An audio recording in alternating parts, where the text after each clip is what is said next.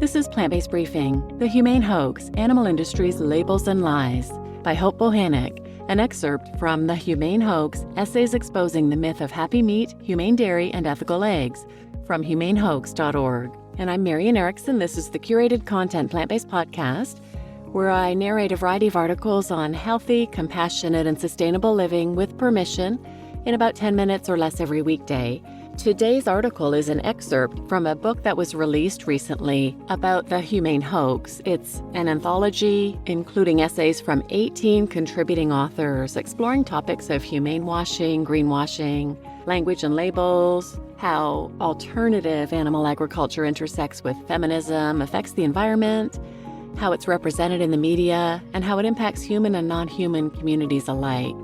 It's a fantastic book, and it's put together by Bohanec. She is co-founder of the Humane Hoax Project, which is a collaborative effort of vegan activists who are working together to reveal the truth about quote-unquote humane animal agriculture. I'm actually a member of the Humane Hoax Project team. We host online educational events, including the Humane Hoax Conference and the Humane Hoax Chicken Webinar, which are each held once a year, and you can find the replays from those on the Humane Hoax website. And I love working with Hope. She's been one of my mentors since going vegan a few years back. I listen to every episode of her Hope for the Animals podcast, and I've actually been on one of those episodes, episode number 80, where we're talking about a couple of chapters from this book. And I could go on and on about her, but I'm honored to be able to read excerpts from this book.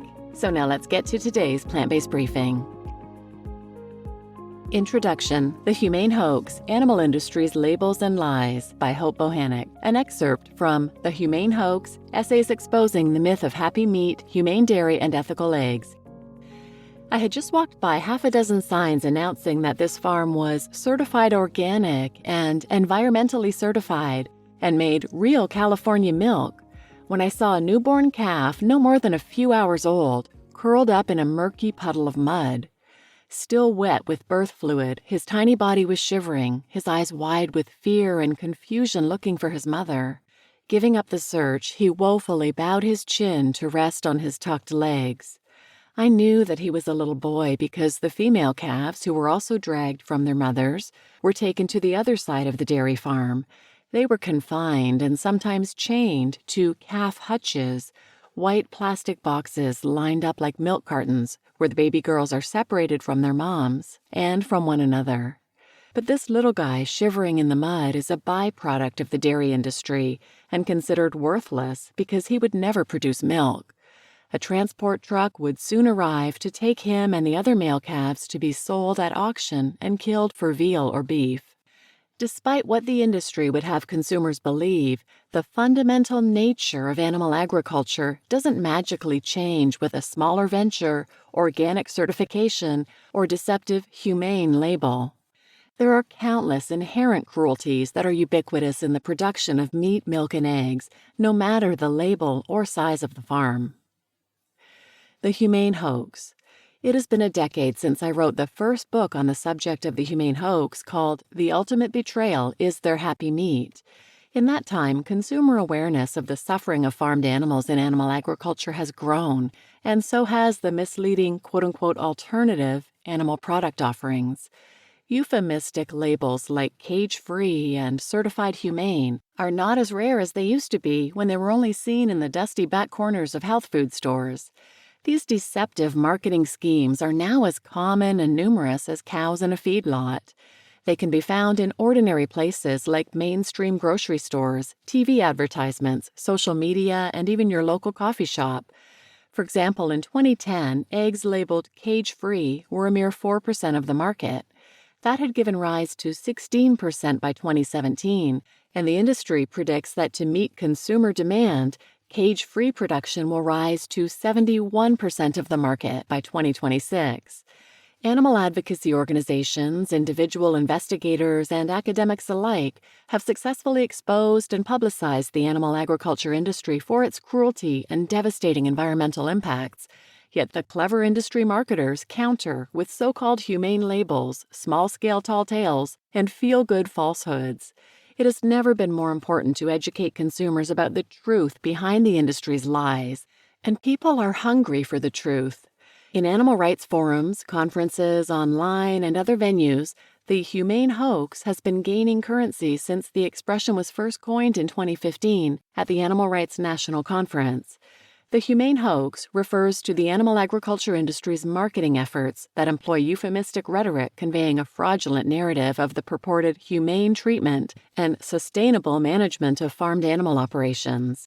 With the exploitation and abuse of animal agriculture effectively exposed, to obscure the blemishes, marketers are wrapping a cloak of deceiving euphemisms, serene stories, and sanguine descriptions around their industry in nearly all sectors.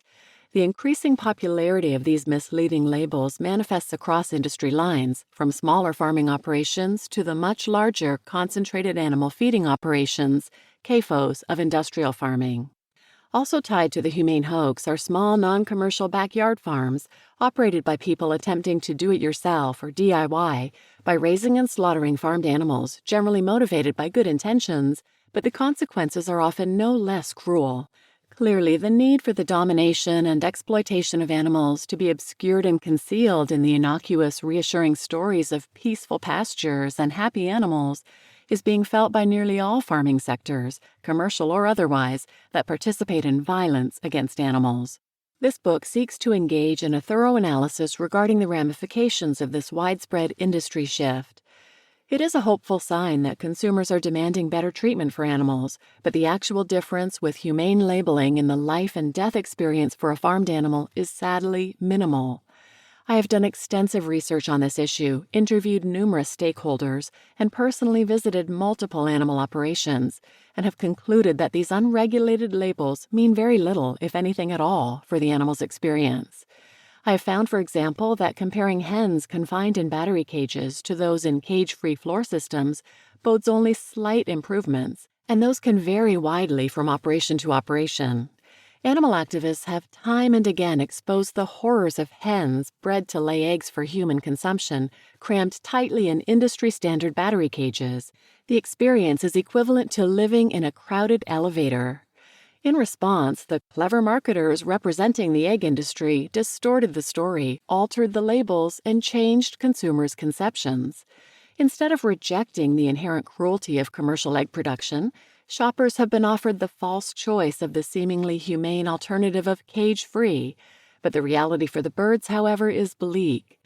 The difference in the experience of a bird in a conventionally managed operation versus a cage-free one is negligible. Despite the feel-good label, most chickens in cage-free egg facilities still live in miserable, overcrowded conditions in massive windowless buildings. Their eyes and throats burn from the ammonia gas released from their accumulated waste. They never feel the sun on their wings or experience a simple, satisfying dust bath. Irrespective of any label, all the birds still go to a brutal slaughter at a very young age. We must not let the deception of new marketing eclipse the fundamental cruelty of animal agriculture. Confinement to a conventional battery cage is certainly torturous for the hens. Most people would agree that it is beneficial to get the hens out of the cages. This instinctual kindness, however, is exactly what the marketing efforts of the industry seek to exploit.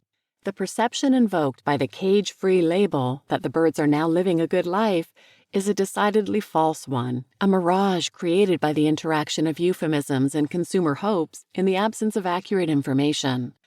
The multifarious distresses that chickens face in egg production, the horrors of the hatcheries, debeaking, overcrowding, reproductive manipulation, mind-numbing monotony, the terror of transport, of violent slaughter, etc., are concealed by a rhetorical sleight of hand. All welfare considerations for the hens are funneled through the single lens of the size of their confinement, which is now seemingly resolved by cage-free eggs. The truth is hidden, and the solution is a false promise, a pattern that is all too familiar in the history of human dominance and oppression. The label, though accurate in that they are no longer in small cages, belies a false impression. These cage-free chickens, these sentient beings, are not living a good life. You just listened to Introduction, The Humane Hoax, Animal Industries, Labels and Lies by Hope Bohanec, an excerpt from the Humane Hoax, Essays Exposing the Myth of Happy Meat, Humane Dairy, and Ethical Eggs. And I'm your host, Marian Erickson, and I look forward to reading some more excerpts from this book. There are so many interesting chapters, and I look forward to sharing them with you in future episodes. So please share this episode with anyone who might benefit, and thanks for listening.